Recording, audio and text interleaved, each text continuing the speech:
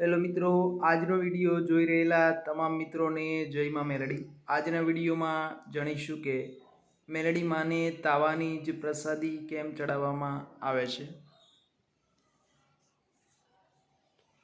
મેલડી માનો એક ગરીબ અને ભોળો ભગત રોજ તેના ઘરમાં એક ગોખલામાં મેલડી માનો ફોટો રાખી તેની સેવા પૂજા કરતો અને જય માં મેલડીના જાપ કરતો હતો।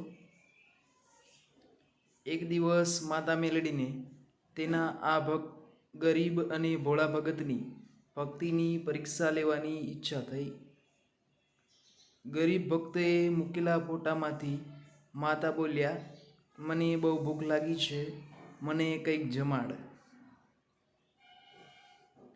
ગરીબ ભક્ત પાસે માતાને ચડાવવા માટે કશું ખાસ હતું નહીં।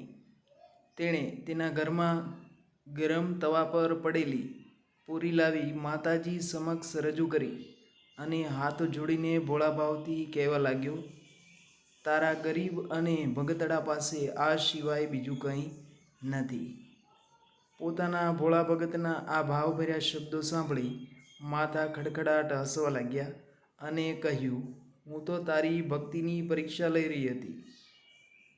તે તારો અને તારા પરિવારના જમવાનો વિચાર કર્યા વગર તમારું ભોજન મને જમાડી દીધું। તેથી હું માં મેલડી તને વચન આપું છું, તારું ધ્યાન ક્યારેય ખૂટશે નહીં, ગરીબી કે દુઃખ તારી નજીક પણ નહીં આવે।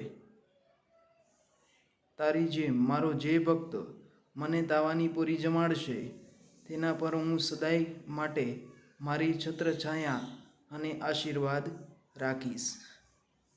એ દિવસથી આજ દિન સુધી પ્રસાદી રૂપે માતાને તાવાની પૂરી જમાડવામાં આવે છે। માતા મેલડીને રાજી કરવા ભક્તો તાવાની માનતા રાખે છે। જય માં મેલડી।